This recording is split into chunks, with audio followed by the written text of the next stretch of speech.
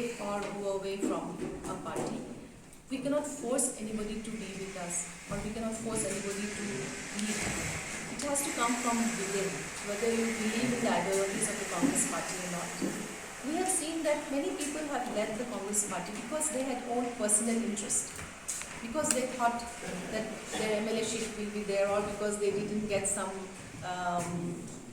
Rajya Sabha, or they did not get some Lok Sabha seat, or they feel that their the MLA ticket will be given to somebody else. Those personal interests were their main reason for joining other parties. And although it is, we feel bad if they go, definitely, because they have been with us for so long. But we cannot force them to stay with us. They have to decide whether they want to be with us or they want to be with some parties who are breaking India, who are trying to create discord in India.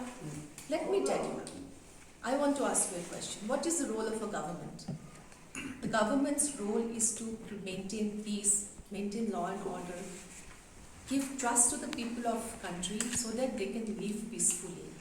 It's not the government's role to create discontent, discord and enmity between people.